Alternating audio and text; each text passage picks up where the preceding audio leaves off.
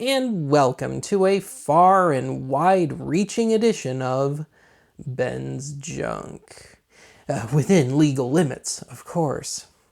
So anyway, right out of the gate here, I suppose I should address a little what I think will be controversy. I'm shooting this a little bit ahead of time.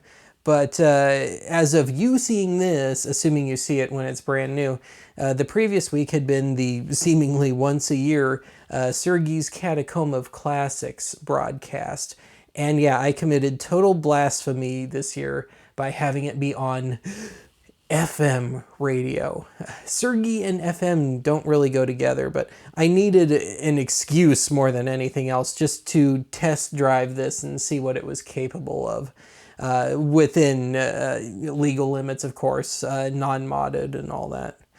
But anyway, yeah, this is going to be my third stab grand total at Part 15 legal non-licensed FM broadcasting, microbroadcasting.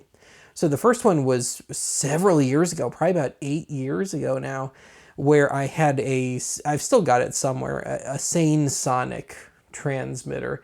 And I had my suspicions, and I even said so in the episode, that it wasn't legal. It had an FCC ID on it, but I thought it was BS. And as it turned out, I learned very soon after that video dropped that was indeed total crap. It was not legal at all. So fast forward to, I believe, 2018, I did an episode called something to the effect of the Archive Drive-In Theater, where I tried to recreate my own little mock drive-in setup very poorly. But I used a Ramsey kit for that one that someone had sent in and had built at some point. The thing was probably about 25 years old already at the time, and I struggled with that thing. Ran on a 9-volt battery, and I had nothing but problems with it. But at the same time, I couldn't tell you if it was like that from the beginning or if its best days were just truly long behind it by the time I got it. So anyway, yeah, I've been wanting to cover this for quite a long time because it was the first real proper confirmed Part 15 legal, real properly manufactured product to use for this sort of thing with features and stuff. So anyway, yes, that's what I'm going to be doing here today, discussing this, even though there's already a solid half-dozen videos of this on YouTube from several years ago now. But if nothing else, I can put in my 2 cents on my own findings and just how I've been trying to work with it and trying to max out the quality and so on and so forth. So yeah, let me take a cut here and I'll open this up and we'll start going through the parts and I'll just be chatting away. In case I failed to mention it in the intro, yes, this was purchased used. I think I spent about $60 on it after shipping and tax. But you can still get these new. I think they're $140 new. But as such, buying used, it's got some blemishes on it, and you might be yelling at me to clean the screen. But whatever that is on the screen is actually on the underside of the plastic. So I don't know what happened there, but I can't just clean it off. And you can run this on 3 AA batteries rather. And whoever had this before me did just that and left the batteries in too long. And in one case, it erupted right at the tip of my finger. And I haven't gotten around to cleaning it out yet, but it hasn't affected the functionality, and I don't wish to use batteries with something like this. I just don't like using batteries with broadcasting stuff. It's just one more thing to worry about. So anyway, yes, this is the main part of it. It's roughly the size of a pack of cigarettes, maybe slightly larger. And otherwise, everything in the package kind of gives you everything you need to run it if you're so inclined. But I have found myself picking and choosing what to use. Now, I'm pretty sure this antenna is just an off-the-shelf deal. I think this is probably from a handheld transceiver, ham radio handheld transceiver. But typical reverse-threaded SMA connector. And you can adjust as needed. But anyway, yeah, I've been picking and choosing what to use with this, and I'll explain why with each item. So anyway, you might have noticed my little note on this USB to AC adapter. Now, this may be perfectly good, but it is indeed cracked right at the tip of my fingernail, and there's stuff loose and rattling around in there. So I just didn't wish to use it, and it's no big deal. I've got a stash of just generic USB AC adapters. So otherwise, I admittedly have not tried this out at all, this cigarette lighter adapter, so USB to go into a cigarette lighter. But the troll in me wanted to try this out because like pretty much any transmitter, if you're close enough, it's going to stomp out a bunch of signals around it. You know, if you're within 20, 30 feet or so. So the troll in me wanted to get in the car, hook it up to the car radio, and sit next to someone at a traffic light, and just assuming that their car radio is on and it's on FM, that I could just kind of overtake their radio for a moment. But yeah, good taste prevailed. So otherwise, perfectly generic, probably 3-foot USB to micro USB cable. It doesn't seem to be shielded, but at the same time it works just fine. So I've been using that, but I do have others. And let's see what else here. This was kind of weird to me, this Y cable.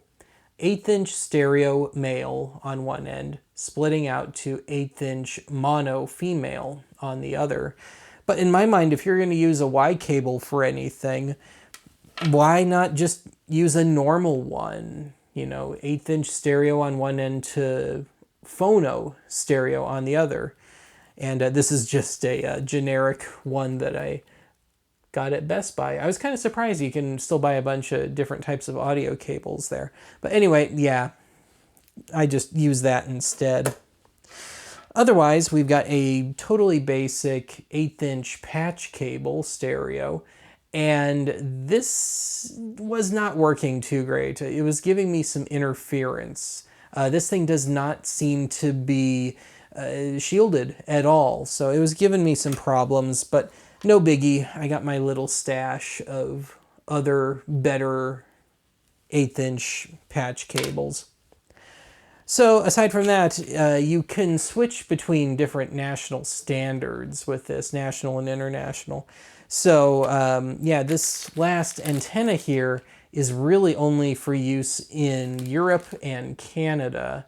And as far as I know, in Canada, there is no legal non-licensed FM broadcasting. And I guess the license is just impossible to get. But funnily enough, on the transmitter itself, you can switch quite easily between American and just generically European Union standards. But for Canadian, you have to do a little slight bit of voodoo here, which I won't mention. I don't think you're supposed to, but you can Google it quite easily. But yeah, it'll give you a power boost to be on the Canadian standard. So anyway, that's all the basics here. Let me take a cut and I'll hook this thing up. I won't broadcast anything, but I'll just take you through the controls real quick. All right, well, this is really all we need to start broadcasting, as it were. But having said that, it's such a short cord, I've had to bust out the extension cord. But anyway, I suppose before I turn this on, I should make a couple more little points here. One being that my studio lights are on right now, and they are not very good, and they cause lots of interference, which is just as well, because I don't intend to broadcast anything. I'm not going to hook anything up to this in this discussion. And yeah, it's truly going to be going nowhere. I think that whatever signal this puts out is going to get eaten up by my crappy studio lights. Otherwise, I suppose before I turn it on, we'll just take a look at the top, since we don't need to have it on for that. We got the power button here, line input, 3.5 millimeter or 1/8 inch. And then I have not been able to test the mic input. And that's because that's actually a 2.5 millimeter jack there. And for all the junk I own and for all the mic stuff I have no way of getting a microphone down to 2.5 millimeters.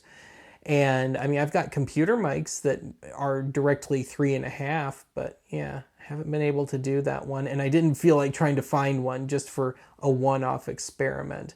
And indeed, if I want to talk for whatever reason, hook up a mic, I can hook up one of my good mics, one of my favorite mics, run it into my mixer, and I can have everything run ultimately into the transmitter line in, and the mic thing is just totally unnecessary. But unfortunately, I cannot comment on the quality of the mic input. But I'd imagine it's dependent on the quality of the microphone you plug in, because as far as I know, there is no built-in mic to this. So anyway, let's go ahead and plug this in. And we'll go ahead and turn this on. Now, I should note that the whole Sergey thing was allegedly on 89.7, but I was just pulling a number out of my butt. I hadn't really done any great experimenting yet, but it turned out there was indeed something close enough to me on 89.7 that I just didn't want to go there. So I still used it for a plot device, but everything was actually 92.1. There is no 91.9, 92.1, or 92.3 around me. Having said that, there is a 92.1 out in the town of Mitchell, South Dakota, a couple hours away from me. But I don't know how powerful the transmitter is, but I can just barely pick it up in my car if I'm in a nice, big, wide open area. And even then, like I said, it's dodgy. So as far as this is concerned, I think I'm just fine. I'm more than far enough out from that. And before I forget, if you're curious about what kind of range I'm getting out of this, I wasn't too interested in too much of a range. Basically, if I could get from here to my stereo or CD burner just 10, 20 feet away so I can work on stuff for archive, do microbroadcasting experiments, I don't really care. But nonetheless, I did my due diligence, and even though Archive HQ sits very low and there's a bunch of old trees around me, it's not a great place for broadcasting, I was still able to, at least for the car, get in the car and make it between 200 and 300 feet before the signal dropped out completely. So I was very pleasantly surprised with that. And I don't know, maybe it was just a good reception kind of day. The weather seemed pretty average for this time of year, but yeah, for what it is, it worked beautifully. So anyway, let's just run through the features here, and there really isn't that much to it, but at the same time, there doesn't need to be. So for one, the 3 middle buttons, you can do presets on this, but well, I have no reason to do that. Anyway, left button, cycle, and we will run through each part of this. So I press it once, and that's the line level, and I can use the volume control to also turn down that line input level. And press it again, it's on mic now, and I can start turning that up, but I had it all the way down because there's no microphone hooked up. There's no real reason to have it going. Then we can switch between stereo and mono, and this was kind of cool.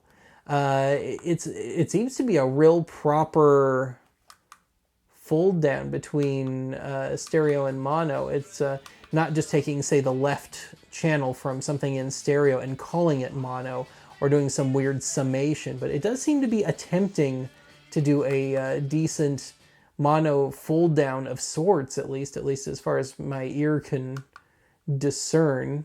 So that's kind of cool. And then if I press the cycle button again, I could switch between US and European standards, but I have no reason to do that here. And otherwise I accidentally hit this button a moment ago. This is the mute button. So I can quite easily mute a broadcast. You have to hold it down for a second for it to actually happen, though. And otherwise, that's about the extent of it. And you don't really need anything more beyond that. So anyway, let me unplug. Let me just discuss my methodology with this. I was trying to max out the audio quality and just the level, not the propagation, that is, but the actual decibel level, as it were, for this. So yes, I can run something from a CD player, for example, straight into the line input, and it's just fine. But you're at the mercy of different masterings and such of different CDs, since we're talking CDs. So you're either riding the volume the whole time, or you're just keeping it low enough that you're always overcompensating for whatever the loudest thing you might put into it might be. So in the name of dealing with that, I busted out my compressor that I normally use on my AM stuff, this little Alesis, whatever that is, nano compressor, which I picked up back when I first started doing all this microbroadcast stuff. Now, this was really nice in that I'm so used to within my AM stuff on my talking house transmitter. Those things have such pathetic output and pathetic frequency response that I'm just running tons of compression and EQ into it to just, for one, sound decent and have some sort of signal to noise ratio going on. But I cannot compete, even at my absolute best, on my AM setup with a commercial station. My volume level will always be maybe about 50% of a commercial station. With this, I can get within spitting distance of the big commercial stations, but you do have to make some sacrifices. So if you've got, say, a really overcompressed CD, you can just push that up to the limit short of clipping, and boy, does this thing clip. It's not like a saturation, it's a hard, nasty distortion sort of clip. You can push it right up to the limit, and it will compete reasonably with major radio stations. But yeah, I've really been finding myself needing the compressor, at the very least, to level things out.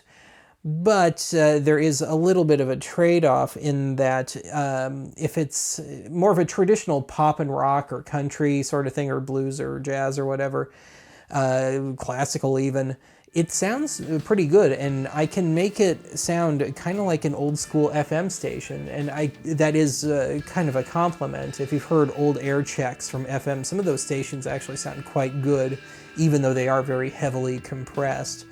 But if I try and run something with more of a mechanical beat to it, it's always going to wind up sounding, it's going to throb like crazy. It's always going to wind up sounding like EDM, whether I intended it to or not, electronic dance music. But anyway, the only differences I've been doing with my AM setup and FM is normally I have the attack and release up just slightly, but I turned them off completely. And I normally have the final output at about 1/3 on AM stuff. Here I can get it to just a bit shy of unity. I have it actually slightly even lower than what I could go, just for that little bit of wiggle room if I need it, in case some sort of rogue frequency finds its way in. But I have found that I don't need any EQ at all, which is wonderful. And with that in mind, let's take one last little cut here, and I'll wrap things up, and we'll get into just the best of my existing tests and demos and stuff. Well, that's just about it for me on the vocal front for today. But before I truly shut up here, the remainder of today's video will be kind of just the best of my existing tests and demos, and I've shot quite a bit of B-roll, so I can be pretty choosy with it with this one. So I suppose I'll rerun just a bit of Sergey just to show how that turned out, and otherwise we'll just kind of do garden variety stuff with compression, without compression, how it affects just my normal radio that I keep in here, and that sort of thing. And now that is it for me on the vocal front for today. I'll talk to you again soon.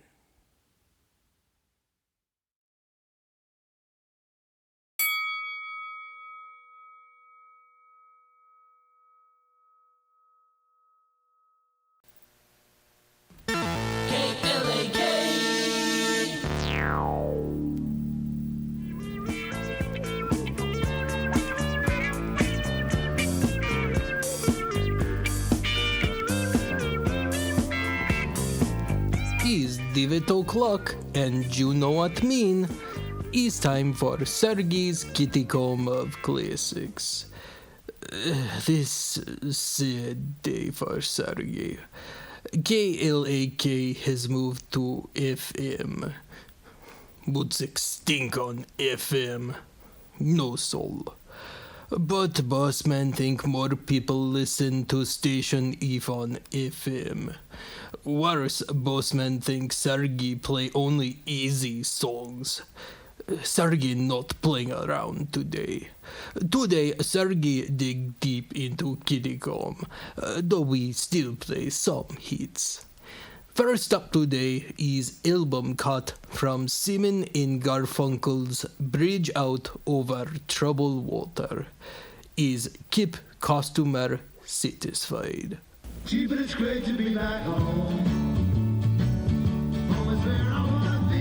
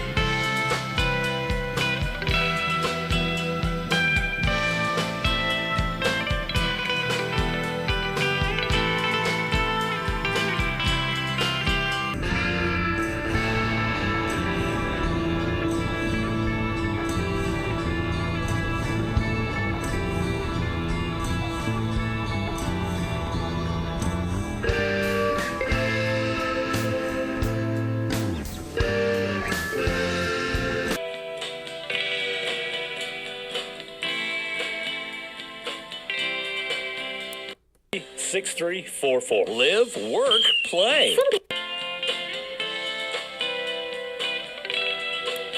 Why everyone loves to play, work, and live at Powder House Apartment and Townhomes. With you in mind. Swim into savings with free utilities and Wi-Fi.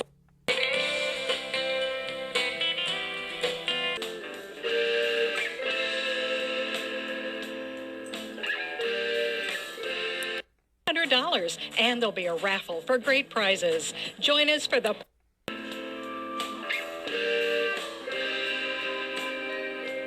register today at pokerrunforlifescape.org. One classic rock song after another.